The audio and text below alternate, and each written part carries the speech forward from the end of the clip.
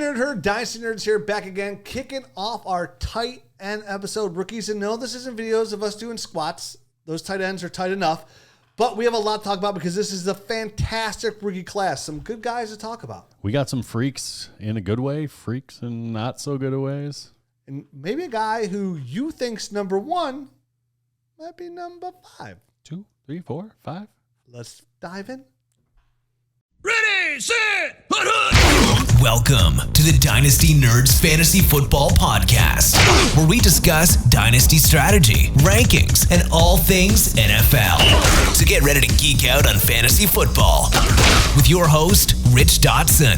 And welcome to the Dynasty Nerds Fantasy Football Podcast. I'm your host, Rich Dotson, and my fellow nerd, Matt O'Hara. Hey, hey. Just us, just two of us. Just the two of Will us. Smith is going to write a song about us and then go slap us in the face afterwards. Oh, man. Keep my podcast out your mouth. Dude, them was his fighting words. I know. Unless you're Chris Rock, you're just going to take it like a man. Like a man. Then do a comedy special a year later about it. Hey, man. Got to get yours. Got to let other people know where you're coming from. If you can't make fun of yourself, then who can you make fun of? I didn't actually watch it. Was it good? It was okay. Yeah. Yeah. A lot of people said it was bad. A lot of people said it was great. I just thought it was okay. Okay. When I watch greatness, I expect greatness. Yeah. That's a good way to say it. I've seen Dave Chappelle live probably like 6-7 times, and there's like 2 shows that were just okay. It's the greatest comic of all time. Yeah. Win some, you lose some. Hey, I do podcasts. Some are good. Right. Some are bad. He tells a story about how he went on stage and was just super high once, and he totally bombed. He knew it. But he had smoked weed with like a rapper before. He's like those rappers, they got some strong weed, man. Dude, if I smoked weed with a grandma, I'd be doing a bad show, let alone a rapper. So I'd be in trouble there. Right. I saw him during a show. Remember that one time where he had to get off? He left the stage for some reason, whatever. They're like, I can't remember. The only time he ever walked off the stage. I think that was when the rapper gave him the weed. Oh. I saw him the very next show. Gotcha. And he pretty much just talked about that the whole time. Right. And I was like, come on, bro. Yeah. Come on. But I also saw him right after he got back from Africa, after the Chappelle show thing, at Ohio State. He played like a surprise show just for like them. Mm-hmm. And that was like really great. I'm sure it was. But we're not here talking comedy. We're talking Dynasty Fantasy Football. It's just us because Garrett's on vacation with his family. Probably smoking weed with rappers, him and his daughters and his wife. I'm guessing not. Having a great old time there, smoking the doobies. And Jared's sick, allegedly. Reportedly. Mom, I'm not feeling well today. Holding the thermostat up next to the thermometer. Thermometer right by the light bulb. Back when there were thermometers and light bulbs that got hot. Yeah. Yeah. So my mom would be like, you're aging us, dude. You're dating Did you us. take that out of your butt? I'm like, yeah, Mom, I did. Nasty. I never did that, but I have no people that did do that. I'm like, oh, you really took your temperature that way? I'm like, yeah, you didn't. I'm like, no. No. Because there's other places you can get it other than your butt. Yeah. So I've also made a counter argument to that as well in my life. So it all comes full circle, right? Dude, right. Is there really another place? No, we're talking Dynasty. We're talking today Dynasty rookie tight ends. And boy, wow, did that really tie right into that? Got off the rails quick, thermometer. Man. That really ties that in there. No thermometer needed for these tight ends. These are already well-groomed young men. And it's exciting because this class is very good. Very good. Absolutely. Very good. I'm very excited to talk about this. There's going to be there's a lot of excitement around these guys. I think there's a lot of guys that could potentially be difference makers. There's a lot of guys that could for sure be streamers as far as the tight end position. So I like this. The depth is abundant. Yep. Just like the running back class, the depth is abundant. I feel like this has more high-end talent than like the running back class does. Like there's some guys, I feel really good about 4 guys. Yeah, really good. Yeah, like, me too. These guys come in and make a difference right away. We started talking beforehand, and I think we're on the same page. And it was kind of like one of those things we were doing the show before the show, so we had to pump the brakes. Yeah, you told me to stop because we got into this. I was kind of surprised by we both had one guy as our 5th tight end, and I was really surprised by that. Yeah. So we're going to talk about that and so much more because who doesn't need a good tight end on their roster? You know, I say in Dynasty fantasy football, it's one position that can really give you the edge because it's so top heavy when it comes to fantasy football production. And it's really like 3 tiers. Like it's tier 1, which is just Travis Kelce. Occasionally, like Mark Andrews will pop in and say hello, and Kyle Pitts' rookie year will stop in and say hello. But for the most part, it's Travis Kelce. Yep. Then it's the tier 2 where it's Mark Andrews, TJ Hawkinson, George Kittle when he's healthy. George Kittle is healthy. Darren Waller once in a while, maybe. Sure. But it's a tier. Dallas Goedert, he wants to be in there. He might someday get there. He's invited. He's he's not a member yet. Right. But he's what do they call when you're interning? He's interning. You nailed it. He's interning. Yeah. So and I think this class offers some potential for people to join that group. Like I really do. I think it's that good. It's probably one of the best tight end classes I've probably ever scouted, to be honest with you, since doing this. Depth wise and just kind of quality, right? I mean, it doesn't have the high, for me, it doesn't have the high end, Pitts type of guy that we had a couple years back. But. And for me, it does. It does have a guy in there. It won't be talked about in this show. I'll be talking about Dalton Kincaid on the next show. And you're going to want to turn in the Nerd Herd show because, boy, do I have a lot to say about Dalton Kincaid. And you're like, Nerd Herd show, what is that? So what we have is you see this beautiful sign on YouTube behind us. The Nerd Herd. It's when you go to dynastynerds.com, not only get the extra podcast, but you also get all our tools. And we have the Dynasty GM, about to get a huge facelift to an app, hopefully by the end of this month. But I don't know. They told me not to say dates, but here I did again. So I don't know. Write a letter to somebody who cares. Right, wrong, indifferent. They tell me I repeat it. They tell me not to repeat it. I still repeat it. So hopefully by the end of the month. Yes. We'll see. I have it on my phone. I'm using it. It's not done, but it's pretty sweet. It's got some bugs. They're getting worked out, but it's awesome. But on top of the Nerd Herd, you get a bonus podcast where we break down these rookies and we do an extra show every single week. It's a good way to support Dynasty Fantasy Football. It's a good way to support Dynasty Nerds. And you might be looking at them like, Rich, like, I'm real interested in joining the Nerd Herd, but I don't want to fork over that cup of coffee every month because I need my caffeine too. Well, guess what? We have a really special offer going on right now with our partner, Underdog Fantasy. And you're like, hey, what's Underdog Fantasy? It's best ball fantasy football. And they have all these other sports too, but I play best ball fantasy football. So much so, I'm so much on Underdog, I literally have a draft going from the day they open the drafts until the football season starts. When one ends, I join another. I'm in 2 right now. But how could you manage all of those, Rich? Well, it's so simple, Matt, because it's best ball. And what does that mean? It means you get all the best things about redraft football, which is drafting a team and never have to manage it ever. Woohoo! It will automatically set your best lineup for you, and you can get on there and just draft till your bank account runs out. Now, wait, do we have it? Do we have this in the show notes or anything? An easy clickable link? I think we do have an easy clickable link in the show notes to join the Nerd Herd thing. You have all these good stuff. I'm just sitting here talking about how much I love drafting on there. Well, what I really love about there too, if you get on there now, they just opened the Superflex league. So they have Superflex leagues. They have brand new leagues. You can win $2 million. I know somebody that won $2 million last year on playing Underdog. Yeah. Doing best ball drafts in their ultimate tournaments. They have so many different Quit his tournaments. job. He's done. He quit his job and started his own company. Way to go, Pat. And all you have to do is sign up an Underdog using the promo code NERDS. All you have to do is make a $10 deposit, and you get the Nerd Herd membership, and you get to play best ball, and they'll match your deposit up to $100. So why not just throw the full $100 in there? Ooh. And then you have $200 to play with. That's literally get you through August. You're only screwing yourself by not putting more money down. Yeah, and if you listen to the show, you have to be a pretty savvy fantasy football player, so you're probably going to do pretty well on there. Yeah, I would think so. Hey, you get to listen to us. 2 more shows. You get rich. You have a really good time drafting because that's where the dopamine hits. Like when you hit that draft button, that's where boom, boom, boom, boom, boom, bam. And right now, like Dynasty players have a huge advantage on there because you know all the rookies better than everybody else. Definitely the tight ends. We'll see if they can produce year 1. So Underdog Fantasy, download the app. Use the promo code NERDS. They have so much going on right now playing best ball. And if you're already a member of Dynasty Nerds, we're going to send you a super sweet shirt. Look, Matt's wearing Buffalo Bills, New York Giants, America. That's my favorite nerd shirt. This is my 4th of July, America. That, the Raiders one, and the original black. Yeah, dude. And red are those are my favorites. Actually, I like the Jets one too now, too. The green with the black. I like that one a lot too. Okay. I like phases. I like this one. I like the dark blue one, red, white, and blue one as well. The Navy / Patriots one. Yep, that's a really good one too. I have a hat that matches that one perfect, so I like that. That's a good combo. Yeah. Look at me. Look at me. Coordinated. Yep. So check us out and support our partners and get rich. Or try to. Yeah. Now, finally, I don't know how many minutes we're into the show because we've had a lot of technical difficulties to start the show. Yeah, I don't even know. We literally started the show 2 hours later than we normally do because I'm not even going to look. I don't care. Figure stuff out. So we're just going to do our show and talk. Yeah. Yep.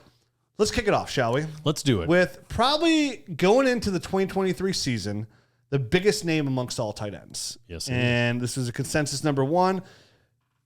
Some people's eyes still consensus number one. And who was it, Matt? Our first prospect today is Michael Mayer, Notre Dame tight end, 6'4.5", 249 pounds, 9.5-inch hands. He ran a 4.7 in the 40 at a 1.66 10-yard split, 118-inch broad jump. And last year in 12 games, he had 67 receptions, 809 yards receiving, and 9 touchdowns. Yeah, those combine numbers are nothing to write your grandma about. But thanks for coming up. But those production numbers are really impressive. And that's what he did. He was super productive at Notre Dame. The number one receiving option in this offense, and he got it done year in and year out. I mean, when you look at Michael Mayer and you watch his film, he's a solid all-around tight end. He really reminds me of two Dallas Cowboy tight ends, former Jason Wynn and Dalton Schultz. I'm with you there, man. But not as athletic as you said, Schultz. I said, my last probably comp of this guy is he reminded me of Dalton Schultz as well, but he probably is not as fast. He's not as quick. So I think that kind of lends itself to your Jason Witten stuff, because towards the end of Jason Witten's career, he was lumbering. And that is a description I also used in my notes for Kincaid. So he's an all-around guy. You mean Michael Mayer? I mean Michael Mayer. Don't blasphemize Kincaid. So sorry. I will end the show right now. So sorry, Rich. I'm going to apologize because I did not mean that. That was a slip. See this ring? That's the other one belongs to Dalton. So be careful. I looked down at Kincaid on my tabs down here, and that's why I said that. Better be Kinkidding. But I am Kinkidding. But I'm not Kinkidding about the fact that he lined up everywhere, which is nice. He is one of the better, if not the best, blocking tight ends in this. So I think this is, Michael Mayer is a guy that's going to help a NFL team, and he's going to get on the field immediately. You know what I mean? Right away, day one. He's probably going to get drafted very high, either in the first round or high in the second round of the actual NFL draft. And you're looking at me like I'm crazy. No, I agree. Okay. He 100% fits the mold of he's going to help an NFL team for sure. This guy's built for the NFL. Like you said, he blocks really well. He's big. He's strong. He's physical. He gets it done. He just doesn't have the quick twitch stuff. Oh, he doesn't have any of that. None of it, which is unfortunate. I mean, it at times for me it looks like he's running with ankle weights on or something like that. He just doesn't have good foot frequency. It doesn't lend to good crisp route running. But he wins in other ways. You know what I mean? He's able to shield defenders with his body. So he does it really well too. He does. He's going to need the kind of quarterback that's they're going to use him as a safety blanket. He's going to get a lot. If he gets a lot of volume, he'll be a very fantasy viable tight end. In my opinion, I'm not sure he's ever going to be an upper echelon guy, but when Hunter Henry was a guy that was floating around in the tight end one circuit, I see him very kind of similar to him, but Hunter Henry was probably a smidge more athletic. Yeah, but he needs that kind of target. That's how I ended my notes after watching this film. Literally, my last sentence says, "We'll need a heavy amount of targets to be an elite tight end dynasty." Do you think he has the skills to be? I think he's got really good box out ability. Basketball type of. He just is not quick twitch. So he's going to have a guy that either is established and likes to use the tight end, or I think that he almost grows with, you know what I mean? A young guy that he grows with. And, obviously for fantasy production early on in his career, you want him to probably go with that established guy that really is just looking for a safety blanket and likes to target tight ends. But if he grows with a guy, that might be actually better for his long-term fantasy It's like you're reading my notes as well. Cause I wrote for in my cons, I wrote starting off with speed and athleticism is the biggest takeaway I came away that I didn't love about Michael Mayer's tape, and that doesn't get a lot of separation because of that. So he does, he has a lot of tight people on his hips. And I wrote, we'll likely need a couple of years to adjust to NFL speed and grow with his NFL quarterback to become, to have that option. I think he'll be safe, but for him, when I watch Michael Mayer, if you're happy with Cole Kmet, Pat Freiermuth output right now, which isn't terrible, but anywhere from tight end 8 to tight end 15, which is the same guy. Right. That's what I feel like you're going to get out of Michael Mayer here early. And I think you're going to get really blown away for definitely if people don't listen to the show, draft capital, right? He's going to get drafted higher than some other tight ends that I would rather draft for my dynasty team because of just what he does for an NFL roster. Like, he could block really well. Dalton Kincaid doesn't block at all. And we have a couple other guys that don't block at all as well. So an NFL team is really going to like him because he's really going to come and help, because that's what he's going to do well. He's got really good hands. He catches the ball away from his body all very well. You said he really boxes out his defenders really well. He high points the ball. Yep. He's got a huge catch rate. Catch rate. Yeah. And what's nice about his class, and I'm going to say, I don't have a lot of bad to say about a lot of these tight ends we're going to talk about. I like probably 90% of these guys. And a lot of them high point the ball well. A couple don't. But he does it some of the best in the class. Not the best, because that's for husband number one. And, he caught 17 of 26 contested catches, most in his class. He does a really good job he does that jab step when he's running. They have one of those quick slants. Like, that helps him get some separation there, where he'll run, he'll stick his leg in the ground real quick, and he'll jerk his head, and that helps him out a little bit. His hands are fantastic. Always catches the ball away from his body. He'll line up all over the place. He played halfback. He played 45% of his snaps in the slot. He played 15% in the Z receiver. He was asked to block a lot. Should be a fantastic red zone target as well. Could get a massive boost there.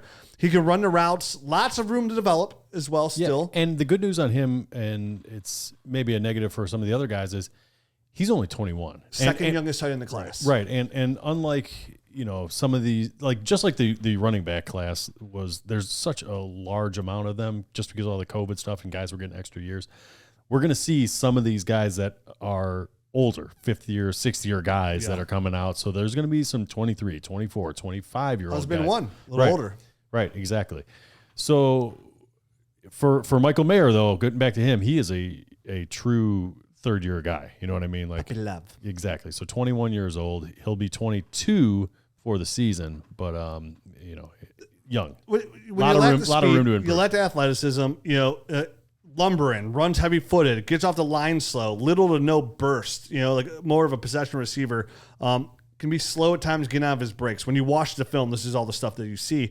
So, but then you go back and you look at the production numbers that he puts up. Yeah. And he's extremely productive. 840 yards in 2021, 809 in this past season. So, those are pretty good in 12 game seasons. So, that's the catch there. Right. You know what I mean, for me, because I end up having Michael Mayer, and I was really surprised that you came out the same way. Is from a dynasty outlook from a rookie draft, I have him as my tight end 5. So do I. Right around there, he's going to be 4, 5, or 6, depending on where the dust settles on some of these other guys. They got the draft capital. And the draft capital, all that kind of stuff. But, what else did Notre Dame have around him? Nobody. You know what I mean? That's so. Did some of these numbers kind of get inflated due to the fact that he was just the safest and best option out there? You know what I mean? There's a couple guys in this class that way that were the number one option for their team. Right. It's not a bad thing, but chances of him going to the NFL and being that are not very good. Very slim. But, especially I think with his limited burst and kind of overall just twitchy athleticism. But he did exactly what you wanted to do. When put in that position, you produce, right? So he was the main focus of the offense, and he did produce week in and week out. And it wasn't get beaten defenders, past the catch point, but he caught the ball, he got done, he got the ball field, was getting first down. So overall, a really solid tight end. When I say he's tight end 5, I think that speaks more of how good this class is. And the upside that I like from a dynasty fantasy football purpose only, that's where this all comes from. I think from if I was an NFL team, I'd be very intrigued by Michael Mayer over definitely some of these other guys. Mm-hmm. But for fantasy football purposes, not as much, because there's a lot of guys that come in that could fit that mold. That OJ Howard, first round pick. First round pick, exactly what I was just thinking of. Big, strong, really good catch radius, a little lumbering, a little slow down on his breaks.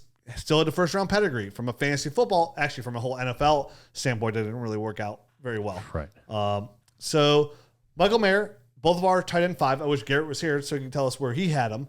But somewhat for a guy that was a consensus tight end 1 overall, I was like, oh. I couldn't get past the athleticism and just, I guess, the lack of athleticism and burst. I spit on my microphone. I'm so depressed. I don't blame you, man. Suffering fuckatash. All right, so let's move on to the next guy, huh? Let's do it. All right, so our second prospect today is Darnell Washington, tight end from Georgia, 6'6" and 5/8 inches, 264 pounds, 11 inch hands. I'm going to say that again. 11-inch hands. And tell him how big his arms are. His arms are 34 3/8 inches. He is 83 3/4 inch wingspan. 83. It's like and 3/4 inch wingspan. It's like he came out of Godzilla's reproductive organs. It's crazy. Well, Godzilla's got short arms. Oh yeah. It's not like that at all. Yeah. Strike that for the record. But he didn't get his dad's arms. Okay. He got his dad's size. His dad's tail? Yeah, ginormous. All right. But anyway, all right, 40. He ran the 40 in 4.64. 4.64 seconds. He destroyed the combine. He had a 1.57 10-yard split, for those of you that are keeping track. A 4.08 20-yard shuttle. He ran the 20-yard shuttle, dude. Best in class. That is really a pretty decent wide receiver. Not a great wide receiver, but a pretty decent wide receiver. Dude, his 10-yard split of 1.57. Like 1.55 and under is like great. Like fantastically great. He ran a 1.57 at 6'7", 264. I know. He did a 21 bench reps, which with those kind of long arms is pretty fantastic, by the way. Yeah. 122-inch broad jump. So over 10 feet. The dude, athletically, just a total freak. Last year at Georgia, he in 15 games, 28 receptions, 454 yards, and 2 touchdowns. Yeah, it's going to be his biggest knock. It's going to be his production. Right. But he really didn't have much production before that, right? I mean, this year was by far the best he's had. But he was a blocking tight end. He was asked to block, and you have to remember who else is good there. at it. He's really good at it. He's really good at blocking. Yeah. Yeah. I mean, I can't wait to see him get coached up because he needs to learn how to use his size to block. I mean, he's really good now, but like he could do better, like getting leverage. Like I mean, obviously 6'7", so it's gonna be hard for him to do. a big guy to get low. It is, but like he does a good job. He's ferocious. Did you watch the combine at all? Did you watch the tight ends? Did you watch them on the sleds? Yeah. Oh well. Yeah. Did you watch him on the sled? He was pushing around like he was like carrying Chase Brown through on the field. Just he shoved it about 8 yards deep, and it was by far like the best push the sled push that anyone had done. That I saw anyway. The dude's a freak. It's like there's like grease on the bottom of that. Yeah, thing. absolutely. Just slippy, slidey all over the place. So for a guy, he was staying low, and as soon as he was getting coached up to stay low, and as soon as he kind of engaged that, he just tossed that thing around like it was nothing. Yeah, size-wise, he comes in like almost identical to a player that was taken in the 3rd round by the Colts last year, and that's Jelani Woods. 6'7", 259, ran a 4.61 40, a 1.62 10-yard, and they're very similar size. So like, well, Jelani Woods came in. He was a 3rd round draft pick. Where Jelani Woods is different and Darnell Washington are different is Darnell has better strength. Yep. And better hands. Better hands. Way better hands. I mean, his technique, as mentioned, it can be iffy at times blocking, but he's a really good blocker. His size makes it a little bit hard to get low. But he has a size, I mean, he could be an offensive tackle. That's how big he is. I mean, he's a giant, strong, quick. He's got really good hands and good body control. Like 11-inch hands, dude. He can just the amount of times that he just like sticks the hand up and grabs the ball. It's ridiculous. He made a one-handed catch at the combine. He did. He made one in a game. Well, that dude did that too. Yeah. I mean, because you count all his catches. So I mean, he had 45 career receptions. Right. So he comes away really impressive. A lot of things that he does. I mean, for him. Obviously a guy that's 6'7". For him, he's a little tight hip, so it's harder for him to sink in and get in and out of his breaks. So he's got really below average change of direction, and he's a long strider. He's a guy that I mean. He'd be lumbering. He got that. No, not lumbering. Long strider. Long strider. Different. He doesn't look Josh like he's Gordon. moving fast. You know what I mean? Gordon. He was a long strider, but. That's where he equates. He doesn't look like he's moving fast, but all of a sudden he runs a 4.64. You know what I mean? He gets by people. He can blow by dudes in coverage. And on tape, like he did a couple things like that. I came away impressed with his 11-inch hands. Like he used his hands at the end of his stem for separation. Mm-hmm. He used a good head fake at the end of in his route running. He uses his frame really well to box out for contested catches. Showed really strong hands. His size makes him a constant mismatch. Behind the line of scrimmage. There's no one that's as tall as him, and linebackers can't keep up with him. You know what I mean? Like, no defensive back out there is going to match up with his size. Neither is a linebacker. Yeah, and when he gets the ball in his hands, like, he gets physical. Like, he likes a stiff arm that's 34.5 inches long. I can't remember who. I think it was maybe Missouri. Hold on, let me see which games I watched. It was Missouri when he caught a pass and a defensive back, I think it was a safety, tried to come and hit him, and he knocked him over. But you know, this dude, he fell backwards maybe a foot, and the other guy literally bounced about 3 yards backwards after he hit him. It was ridiculous. I had to see that on tape as well. It must be one of the parts where I wrote him down that he gets absolutely ferocious with the ball in his hands at times. And I think he's going to do, good seam routes. So should do really well in zone. So I know you brought up Jelani Woods as kind of like a comp for you. I'm going to go a little bit further back. I can't remember exactly when he played it. I think he got out of the league in 2017. Martellus Bennett came into the league to Dallas and was a blocking specialist. That's all he did in Dallas, right? And because Jason Witten was there. Yeah. And then he moved on to the Giants and then eventually the Bears. And when he finally got a chance with the Giants, he produced really well. He was only there for a year or so. And then he went on to Chicago, 757 yards and then 916 yards. Couple of good years, nothing crazy, but he was totally pigeonholed as this blocking specialist, which is, I feel like, is exactly what Darnell Washington was, and the size comparison is almost dead on. I don't think at the NFL level, definitely the way the game's moved on, definitely a lot more 12 personnel, that he is going to get pigeonholed there, and I think has a potential to go in the first round because he offers that much upside. But going into this season, he was completely that. Yes, he was. And now he already got a chance, and he was the second tight end. He was the second best tight end on Georgia, right? And he got 454 yards. I think he can go to I think he's shown enough in the NFL at the college level that the NFL people won't just see him as that blocking specialist the way that they did for Martellus Bennett. I think he's already kind of jumped past that. To your point. I think he might go in as a second tight end and actually kind of get a role. And he's good enough and athletically freakish enough to get a starting job and I think be a difference maker for a few years at least. I agree 100%. Yeah. They could be a difference maker. When I got done watching this film, the order I watched this film in was I watched Dalton Kincaid first. And the reason I watched Kincaid first is because I had an obligation with Finaro for Rookie Fever. That's a rookie Sure. I picked. And I did some light scouting the rest of these guys. So I went deep into Dalton Kincaid a month ago. And then I went Michael Mayer. Then I went Darnell Washington. So again, going that preconceived notion, Michael Mayer, conceived, right. Number one, that's what I was expecting. I watched, Kincaid. I watched Mayer. I was a little bit, from a fantasy aspect, a little bit disappointed in Mayer. Then I watched Darnell Washington. I'm like, oh man. Right back up, right? I think Darnell Washington's my number 2 tight end. Well, he was at the time. Sure. Kincaid, Washington.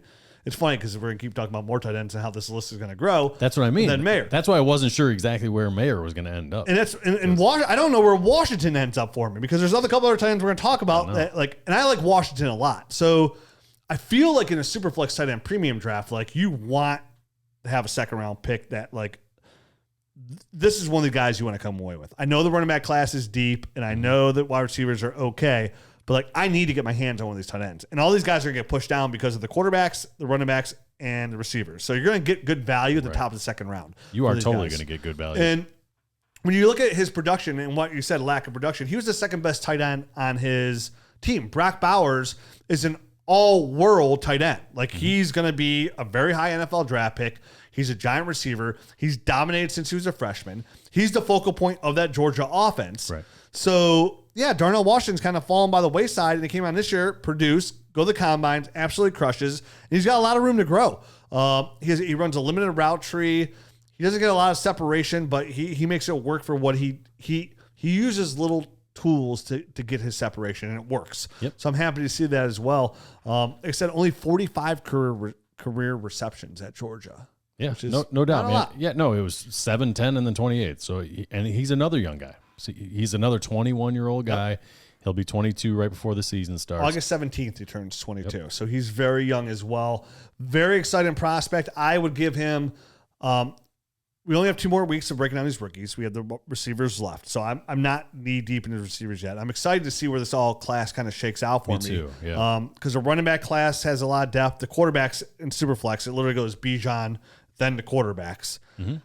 And then where's the pick up there? You got Jackson Smith and Jigba. You have Jahmyr Gibbs. And after that, that's where it starts to get a little wide open. For me, is it going to be Josh Downs, Zay Flowers, Quentin Johnson? Or is it going to be Devon Achane? Will it be Tajay Spears? Will it be Shaq Charbonnet? Or will it be Dalton Kincaid or one of these tight ends in a tight end premium league? Yep. So I can't wait for that all to shake out. Overall, came away very impressed with Darnell Washington. He offers a very good high upside when it comes to fantasy football production.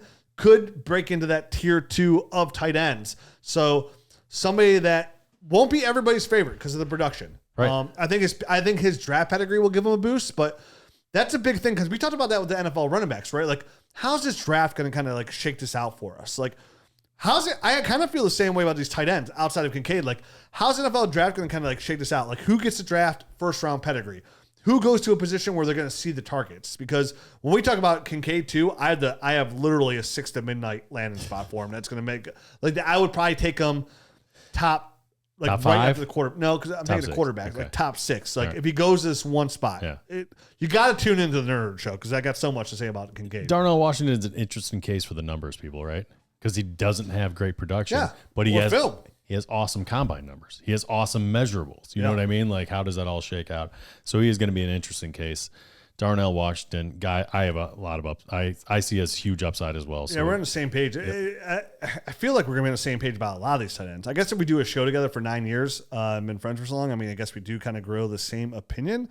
I think the best thing to say is we're right more than wrong. So I'm glad we both agree. I feel like we both agree on something. It's usually pretty good. A good odds. Yep. Right. Not 100%. Not 100. Nobody's 100%. And sometimes we're like, hey, look at in your face, Juju. I'm like, oh, give me a year. Back in your face. Back in your face. So back in your face again. Let's move on to the next guy, Sam Laporta, Iowa tight end, 6'3" 3/8", 245 pounds, 10 1/4 inch hands. Ran a 4.59 in the 40. Respect. 1.59 in the 10-yard split. He ran the 20-yard shuttle as well, 4.25. Ran the 3-cone. 3-cone, 6.91. That's good. That's real good. Definitely for being 6'3", 245. That is fantastic. Those are good wide receiver numbers. So that is good. The broad jump, 123 inches. Nothing on the bench or the vertical. Last year, vertical 35 inches. Well, I don't have that. Yeah, that's why I have done. Maybe he did at the pro day or something goofy. Or maybe I just missed it. 12 games last year, 58 receptions, 657 yards receiving, only 1 touchdown. He did have a couple of rushes for 6 yards. Yeah. You say 1 touchdown. I actually got some notes on that because the previous year, so with Sam Laporta, who's also really young, he just turned 22 on January 12th. Yep. So he's really young as well. The previous year in 2021, 14 games, 53 receptions, 670 yards, 3 touchdowns. 3. So you say, only 1 touchdown this year, only 3 touchdowns last year. He's only got 5 touchdowns total in his whole career on 153 receptions. But to be fair, his team only had 7 passing touchdowns in 22 and 12 in 2021. So bad. So take that for what it is. I think he led the team, didn't he, the past 2 seasons? He did. He's just like Michael Mayer led the team for Notre Dame. Sam Laporta led the team for Iowa. He was the number 1 weapon. This is who they targeted for their target. So he's kind of similar to Trey McBride. The second-round pick last year, first tight end on the board, John Mackey Award winner for the Cardinals last year. In height, weight, arms, 40 and vert, they're very similar. But when watching Sam Laporta's tape, I got really excited. This is somebody, when you put the ball in his hands, he makes it happen. 20 broken tackles last year, second amongst all tight ends. Really good with the ball in his hands. 57% of his yards came after the catch last year. Has a really good spin move. He's shifty. He's really tough on linebackers. He's got good size, good speed, really good contact balance. Yeah, and he's got some good, I feel like some good snap and suddenness in his routes too, like for a guy that's that big. And I think that kind of, you can see it on tape, but it also backs up his 3-cone numbers and all that kind of stuff. He's a former wide receiver. That makes sense. It makes total sense.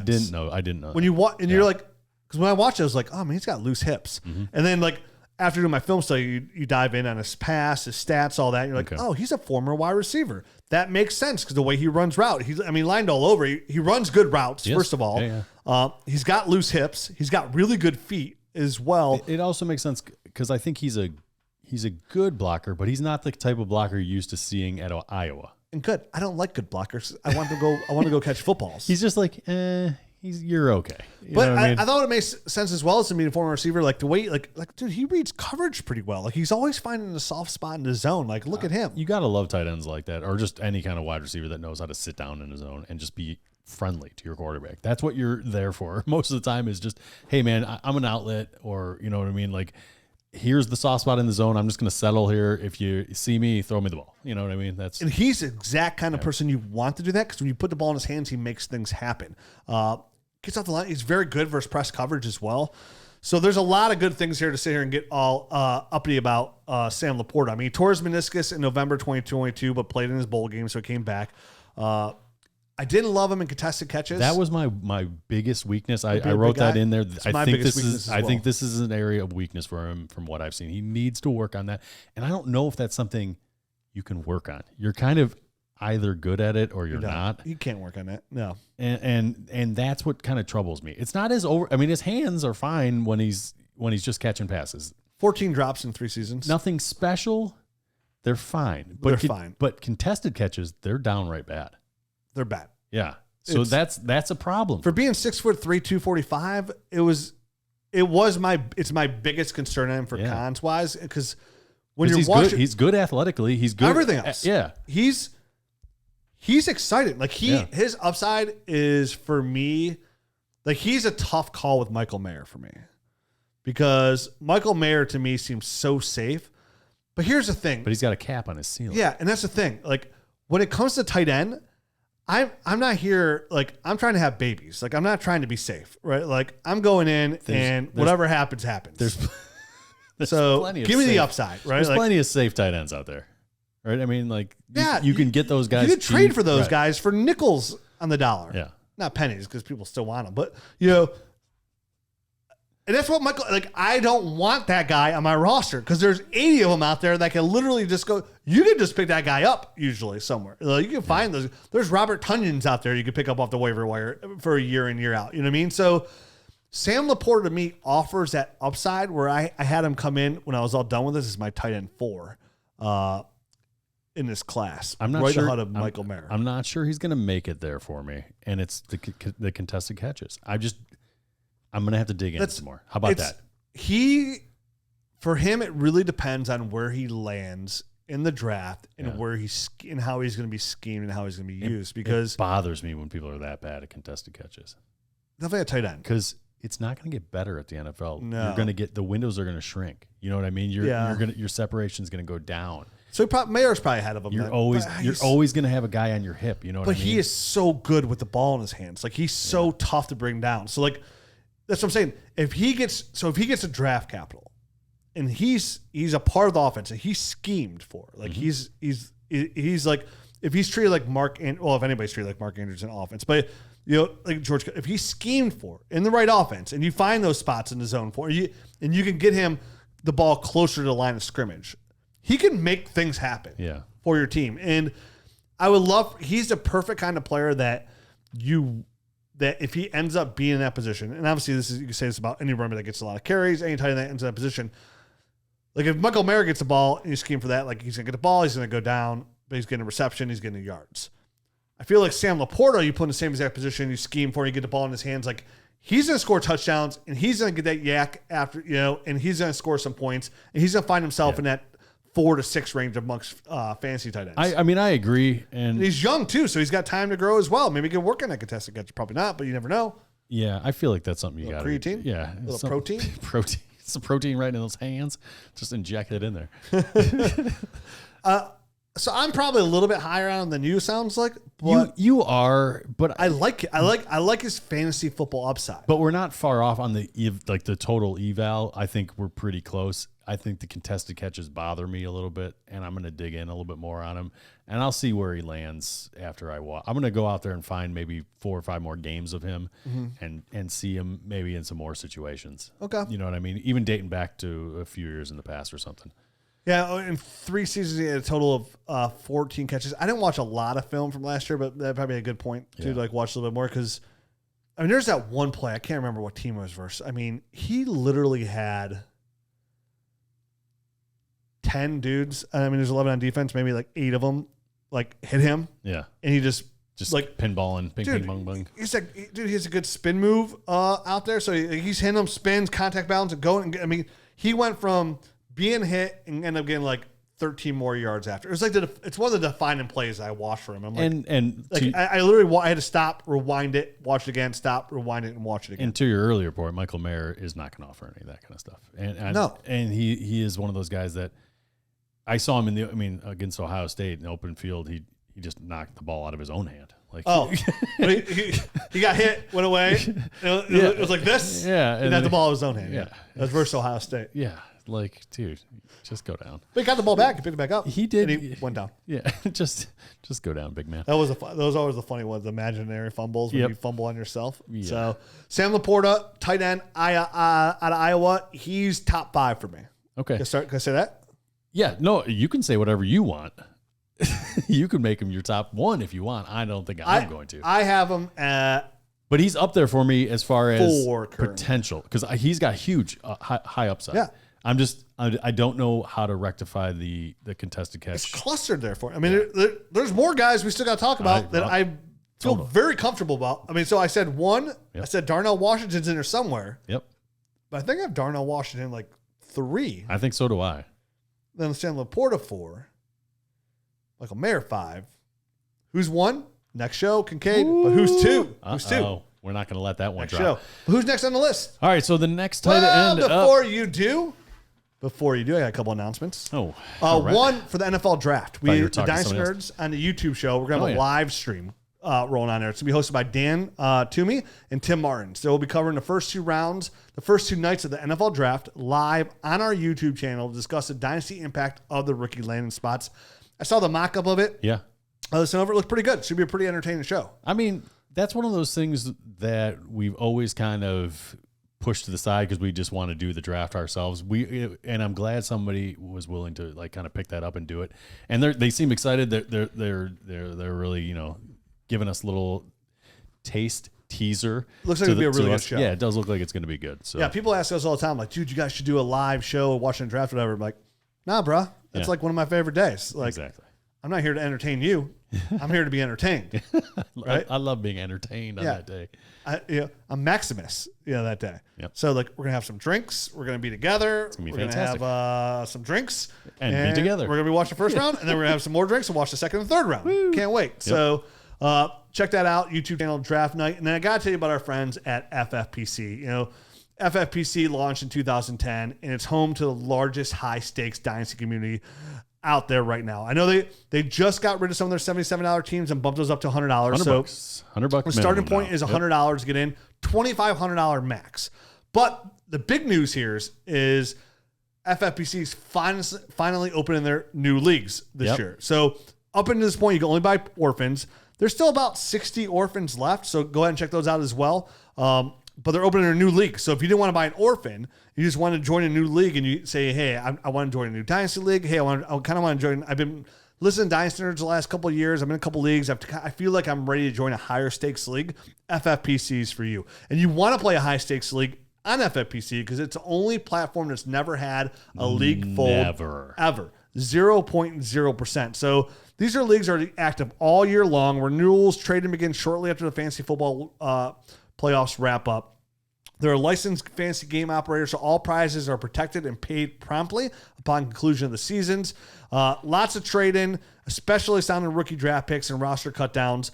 So FFPC is a place that they come in, they treat it, they monitor it, they oversee everything. It's safe. Their protection. Yep. Do they have a small fee for them to protect everything, but you can't put a price on protection, right? Gotta keep the lights you don't on, want to trade future first or enter a rebuild and then have the league fold. Definitely when you're in a $2,500 team, right? Like if you're building a team that's going to compete for multiple championships in a couple of years, like you want to have that protected. You got a plan. FFPC right? protects it. And right now, if you use the promo code NERDS, they're going to give you $25 off any team that you go on there for a new member. So Check them out. Join a new league. MyFFPC.com. MyFFPC.com. Look for the Dynasty page to view all available orphans and join new leagues. Use that promo code NERDS, and you're going to save $25. Now I'm ready for you. Now you're ready. So our next tight end on the list is Will Mallory, tight end from Miami, Florida. He's 6'4" and 5'8", 239 pounds, 9 3/8 inch hands. He ran a 4.54 in the 40. He had a 1.59 on the 10-yard split. He had a 121-inch broad jump, 20 bench reps. He is a little bit of an older prospect, 23 years old. He's going to be 24 in June. And last year, in 12 games, he had 42 receptions, 538 yards, and 3 touchdowns. Yeah, I didn't come away overly in love with Will Mallory, if I'm being honest with you. Just not. And you can look at it. Just read the numbers. 6'4", 240 pounds. He's just not big enough. Like, he can be redirected by defensive backs off his routes. He's very thin, especially in the legs. The lower body on him is very wiry. His base. Yeah, he needs to bulk up his base quite a bit if he's going to actually be a tight end in the NFL. Aaron Savale. He needs some Aaron Savale down there, some junk in the trunk. And obviously he's a decent wide receiver. Good run after catch. Yeah, he's good. He's good in that aspect of the game. I'm just not sure he's ever going to get on the field at 240 pounds, and he doesn't offer anything in the blocking game as far as that kind of. His base isn't strong enough. Right, he gets no push. He gets actually pushed back. So he's basically a wide receiver right now. He's a big time project. I don't expect him to go early at all, and he's a guy that could be staring you in the face in the 6th round of a rookie draft. And in the 6th round of a rookie draft, I feel okay taking this guy. You know what I mean? Because there's athletic upside there. At 4.54 in the 40 just doesn't happen all that often at the tight end position. He's not overly twitchy or anything like that. I do feel like he's a little bit more straight line-ish speed. I think that goes kind of back to his long, slender legs. But there's tools there. So just don't overdraft him. Don't fall in love with his 40 or anything like that and take him too early. If he's there in the 6th round, I feel okay taking him because I think there's some upside there. Yeah. If he develops, it's a big if. He's a nice bottom stash. Pull him in your taxi squad for 2 years, see what happens, see if we could put some junk in the trunk. Because he is a solid receiver. He adjusts the ball well. He's good straight line, fast, good with the ball in his hands as well. Yeah. But it's just about everything up into that point. Like, that's a lot of these players. See, the problem is definitely the tight end position. A lot of those players can win like that at the college level because of size and size alone. And that's where I kind of I got a little worried with him. Like, okay, yeah, he's productive there. But when you watch him play and he's getting bumped by defensive backs, you're like, that's not going to work at the next level. I mean, they just jam you at the line and you're never going to go anywhere. Right. So I agree with you. He's not off my board. A nice stash. And I love to do that in my rookie drafts. When I get to the bottom of the draft, I don't even grab any of those receivers. I grab running backs and tight ends. See what could stick. Yeah, I mean, that's a good strategy, and we don't probably talk that enough. We probably do it once a year, probably during this show or, right around here. But the wide receivers, the chances of a 6th round wide receiver hitting is pretty low.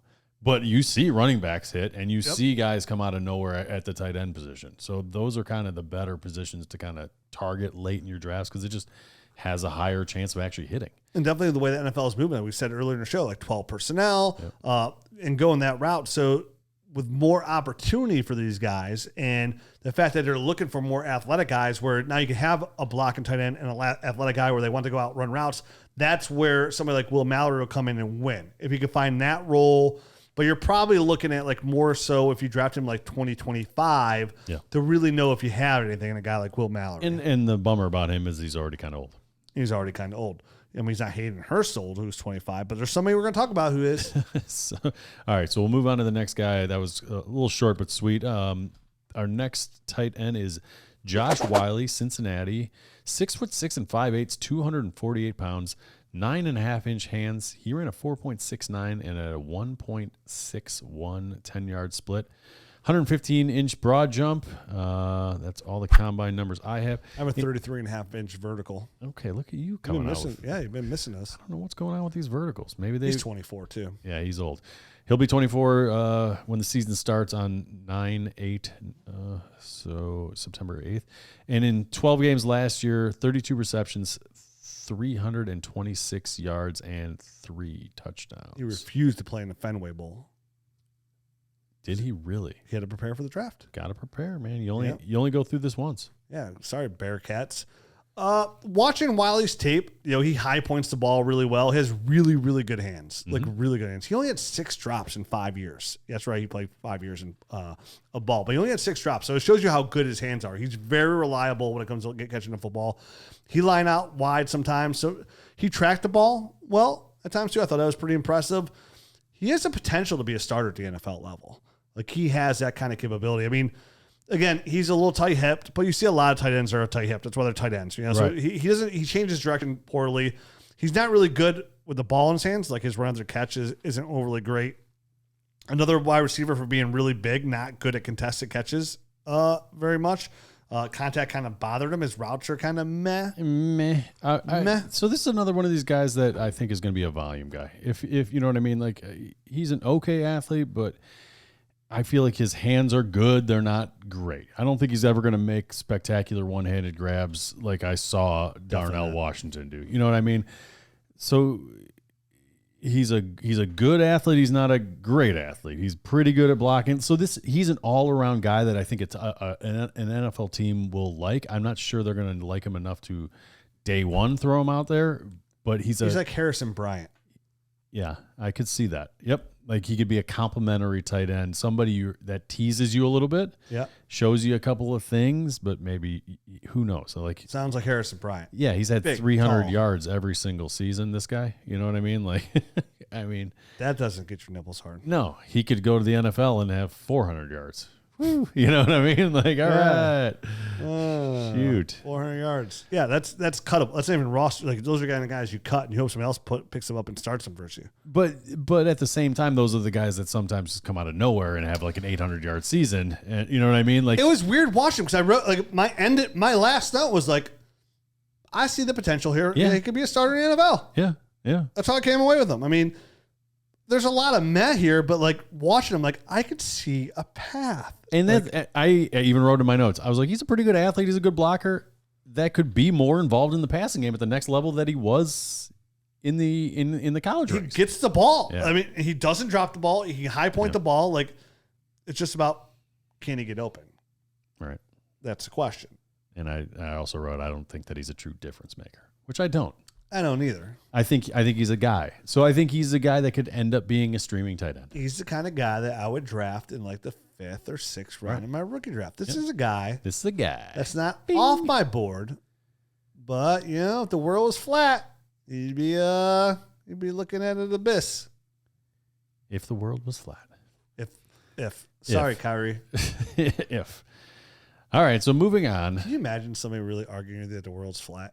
Listen, I purposely do not engage in those kind of conversations because there's no sense in talking to those people. That's true. And if you're listening, don't write me. All right. It's fine. I'm not going to, I won't, if you write to me, I won't care. You can write to me. I won't respond. I just won't respond because I won't engage in that because I can't make sense of the senseless. The next tight end. Our last tight end of the show. Last tight end of the free show. Davis Allen, Clemson tight end, 6'5.5", 245 pounds, 10-inch hands. He ran a 4. Is that right? 4.84. Oh, that's right. Matt, come on. You're talking about my least favorite tight end in the whole class. 1.6. The second show's got a lock and loaded of more good guys. Yeah, 1.6 in the 10-yard split, so not too bad, but nothing great. Broad jump, 125 inches. I was surprised with that 10-yard split for how slow he was. I know, right? So you get off the ball okay. It's because he's 6'6". He's got that giant step, so he just takes 10 yards in his first step, and then it's like, okay. Yeah. All right, so let's. Last year, 14 games, 39 receptions, 443 yards receiving, and 5 touchdowns. Let me start with something good. Go ahead. He's really good. He's got good hands. Yep. He's got a really big catch radius, and he's really good at contested catches. Caught 11 of 12 of them in college. Really good at that. He does a nice ball. He does a nice job at tracking the ball and coming down with it also. He's really good at that. Yep. But he's really slow. Yeah. His routes suck. He's lumbering, getting out of his breaks, and he's really slow. And like that 40 time of him running a 4.8, like I was like, okay, too legit. Might as well run a 4.9. Too legit to quit. Yeah, like hey, don't run in molasses next time. Like Some people wear football shoes with spikes. Like his are the kind that run with spikes, and then every time it goes in the ground, like something comes out of the bottom and it goes sideways, so he can't come on the ground as fast. It doesn't make sense. Like he's so slow. He's an odd case. He's like Carson Strong. Because he's a slow tight end, right?